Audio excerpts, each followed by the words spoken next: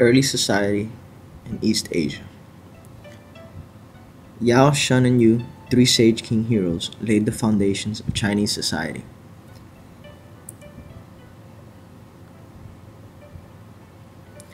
Yao, often associated with the mountain, was known to be modest, sincere, and respectful.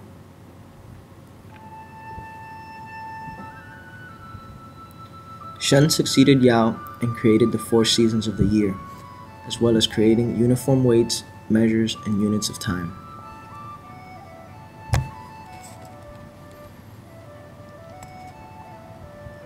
Yu rescued China from the flood of the Yellow River. Poets praised Yu for protecting the fields and villages from the death and destruction. The first ruling house of ancient China, created by Yu, was known as the Jia dynasty. The sage kings, although exaggerated in greatness, served as examples of virtues and promoted the values of social harmony and selfless, dedicated work.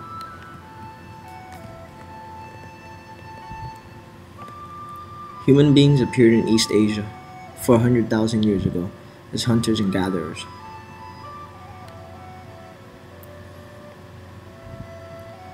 As they moved on towards agriculture, people of southern China and Southeast Asia domesticated rice after about 7000 BC, and it eventually became a valuable part of their diet. Barley came soon after. During the second millennium BCE, they began to establish cities, build large states, and construct social and cultural traditions.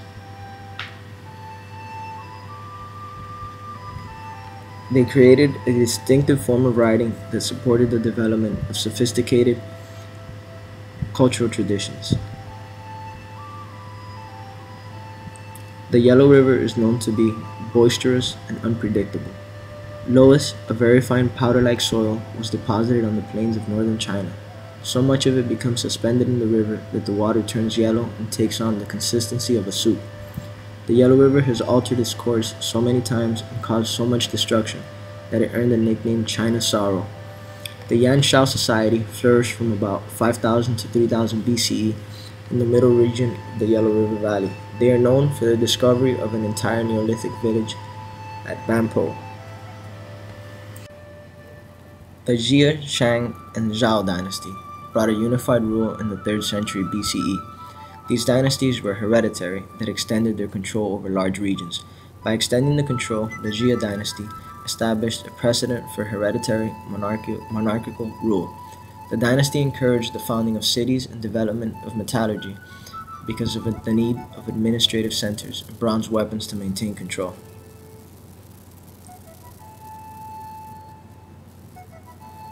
According to the archaeological discoveries, it is inferred that the Jia dynasty made one of the first efforts to organize public life in China on a larger scale.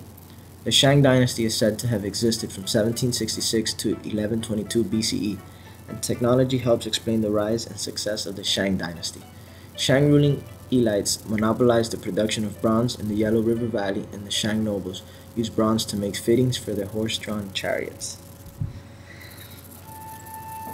With all their bronze weapons, Shang armies had little difficulty imposing their rule on agricultural villages and extending their influence throughout much of the Yellow River Valley.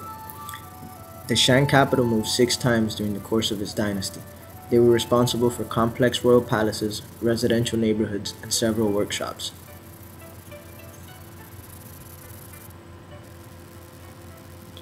The Zhao dynasty, a tough, sinewy group of people who battled Shang forces, eventually succeeded the Shang dynasty.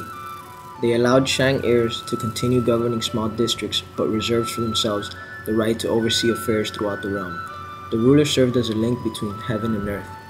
Chinese ruling houses emulated the Zhao dynasty by claiming the mandate of heaven for their rule, and the emperors took the title the Son of Heaven.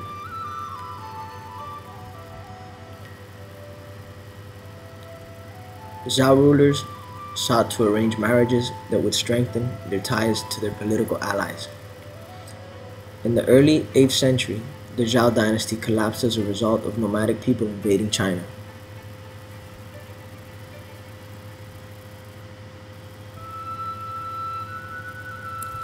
The patriarchal family emerged as the institution that most directly influenced individuals' lives and their roles in the larger society. The royal family and allied noble families occupied the most honored positions in Chinese society. Zhao rulers lived in cities where they could obtain at least an elementary education. Their standard of living was much more refined than that of the commoner slaves who worked the fields. In China, the extended family emerged as a particularly influential institution during Neolithic times, and it continued to play a prominent role in the shaping of both private and public affairs after the appearance of the Jia, Shang, and Zhao states. A family could expect to prosper only if all its members worked cooperatively towards common interests. In the absence of organized religion or an official priesthood in ancient China, the patriarchal head of the family presided at rites and ceremonies honoring ancestor spirits.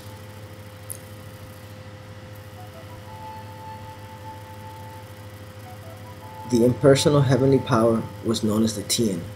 The earliest known writings served the interest of rulers rather than traders. The oracle bones offer the earliest glimpse into the tradition of Chinese writing. The Zhao dynasty produced books of poetry and history, manuals of divination and ritual, and essays dealing with moral, religious, philosophical, and political themes. Literary traditions written on delicate bamboo strips and silk fabrics have deteriorated. In 221 BCE, the emperor ordered the destruction of all writing that did not have some immediate utilitarian value. Chinese cultivators encountered nomadic peoples who had built pastoral societies in the grassy steppe lands of Central Asia. Nomads concentrated on herding their animals, driving them to regions where they could find food and water. In exchange for products, people often offered horses.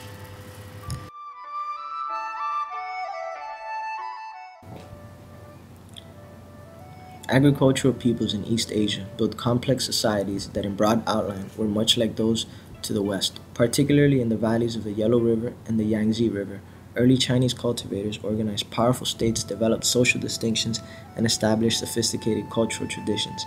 Their language, writings, beliefs, and values differed considerably from those of their contemporaries in other societies, and these cultural elements lent a distinctiveness to Chinese society.